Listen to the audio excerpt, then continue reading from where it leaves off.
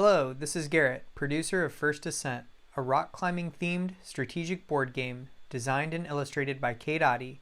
I'm excited to tell you about the Tabletop Simulator mod for First Ascent and give you some tips and tricks to make playing First Ascent on Tabletop Simulator run smoothly. This tutorial assumes that you already know the rules to First Ascent, and links to the How to Play video and rulebook are provided in the description below. It also assumes that you've downloaded Steam, Tabletop Simulator, and subscribed to the First Ascent mod. If you need help with this, you can find the link to our blog post that describes how to do it in the description below. First and foremost, if you want to minimize Tabletop Simulator, hold Alt and then press Enter to exit full screen mode, or hold Alt and press Tab to change applications. When opening First Ascent in Tabletop Simulator, you will be notified that the tablet wants to open the URL for this video. Once you're finished watching, you can delete the tablet by hovering your mouse over it and pressing the Delete key, or leave it there for reference. Then you'll be prompted to select a color, or be immediately assigned as a spectator. If selecting a color, choose one on the edge of the table to be seated as a player. If you want to change colors, you can left-click on your name in the upper right-hand corner of the screen and select Change Color. This is really only useful to alter where you sit at the table. We'll discuss how to change your hand color after we've selected characters. Let's cover basic movements really quickly. You can move your camera view using the W, S, A, and D keys. Pressing and holding the scroll wheel on your mouse can also be used to move around the board. Scrolling with the mouse wheel will zoom in and out. Right-clicking the mouse and moving will change the angle and rotation of the camera view. Pressing the spacebar will return your camera to the default starting position. The first step in setup is to select a character and their corresponding asset board. These are found in the green bag in the upper right-hand corner. You could pull these out one by one, but it's much easier to right-click on the bag and select Search, which opens this right panel and displays the contents of the bag. Hover over a board to see an enlarged view. You can left-click and drag a board into the play area. Then find the character's corresponding asset board.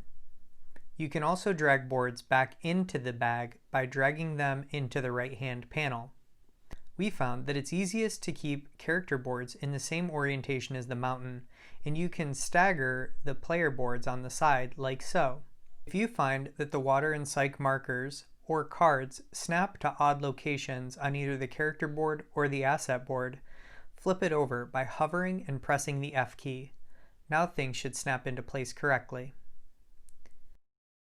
Once you've selected your character, lock the character board and asset board into place by hovering over them and pressing L.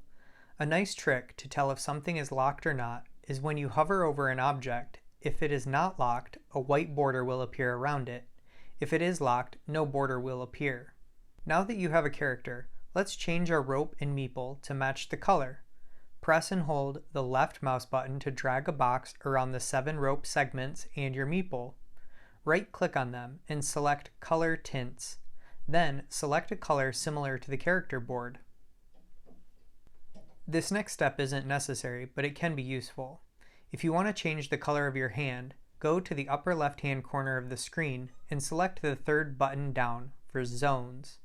Then select the third button in called Hands. Boxes will appear for each player's hand zone. Right-click on your hand zone and select a new color similar to the character board, ropes, and meeple. If you accidentally delete a hand zone by left-clicking on it, don't worry, just press and hold the left mouse button and drag to create a new hand zone. Okay, now the easy part. In the upper right-hand corner of the play area, select Setup Board, Setup Shared Objectives, and Setup Cards. This will distribute pitch tiles and shared objective tiles onto the board, deal 6 cards to each player, and flip 5 cards from the asset deck face up onto the spread. At this point, we want to lock the face-up pitch tiles into place, so press and hold your left mouse button and drag a box around the lower half of the mountain. Then hover over them and press L. Finally, each player will select 2 personal objectives from this pile in the upper left corner of the play area. To draw cards in Tabletop Simulator, you have 2 options. The manual way is to press and hold the left mouse button while dragging a card off the deck. If you move that card to the very bottom of the screen next to the other cards in your hand and release the left mouse button, it will go into your hand. The much faster way is to hover your mouse over a deck and press the keypad number for the number of cards you want to draw. So here I will hover over the Personal Objectives deck and press the number 2 on my keypad to draw those cards into my hand. This is a really useful feature, and I'll reiterate it later. It's helpful to read the shared objectives out loud and have each player announce their character ability. Now we're ready to play. I will climb my first pitch by placing my meeple onto the pitch I intend to climb. You can rotate the orientation of the meeple by pressing the Q and E keys. I will then place the required assets from my hand onto the board and move my water and psych markers.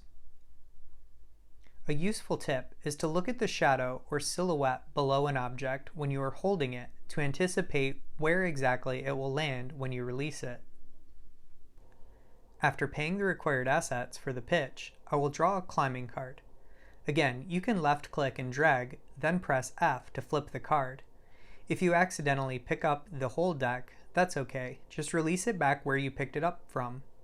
Moving your mouse off the deck quicker will help you draw just one. And if you're really having a tough time, you can hover over the deck and press 1 to draw the climbing card into your hand, then move it from your hand onto the board. Here, instead of moving around the board and zooming in on the cards, a really useful tool is to keep your same camera orientation, but hover your hand over the card and press the Alt key to see an upright and enlarged view. This is a really useful tip I use a lot throughout the game. Then, resolve the scenario on the climbing card.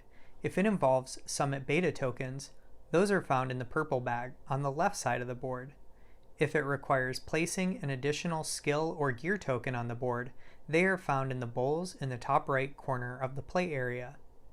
Finally, if it allows you to draw a technique token, they are found in the bowl in the bottom right corner of the play area. Next, end your turn by drawing 3 cards from the spread or deck, or a combination of both. In this case, I will draw 1 card from the spread by hovering and pressing 1 to bring that card into my hand. Then I will draw 2 cards from the deck by hovering over the deck and pressing the number 2 on my keypad. Then I refill any empty spots in the spread by moving a card from the deck and flipping it face up by pressing F and placing it in the empty location. As an important reminder, these cards are not drawn from the portal edge. The portal edge acts as a sort of bank when you draw specific cards as the result of a climbing card, or when you turn in 3 of a kind for 1 asset card of your choice. Once you get a good rhythm going, the next player can start playing while you are still choosing your cards and refilling the spread.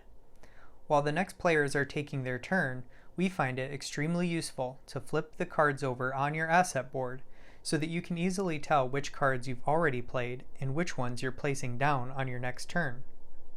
When you take your next turn, move your meeple onto the next pitch you intend to climb and place a rope on the pitch you just left.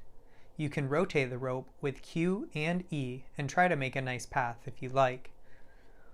Once a player has climbed a pitch in the 3rd row of tiles, the top half of the mountain is revealed. Press and hold the left mouse button and drag a box around the tiles in the top half of the mountain.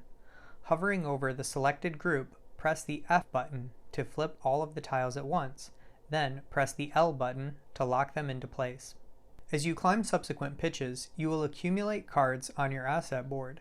When you have 4 cards in a column, you can turn them in for a permanent asset by dragging a box around all 4 cards and pressing G to group them. Then move them to the asset card discard pile and place them face up. Take the corresponding permanent asset token from the bowl in the top right corner of the play area and move the token onto your asset board. In the rulebook or how to play video, you've learned about risking it, and some climbing cards may have you roll the risk dice as well. To do this, hover over the dice and press the letter R several times. If you need a reminder or clarification of the rules, the rulebook is in the lower right-hand corner of the table. Keep in mind that if you need help with any of the Tabletop Simulator controls or hotkeys, you can press the question mark key and a helpful panel will appear. You can save the status of any game by selecting Games on the top toolbar.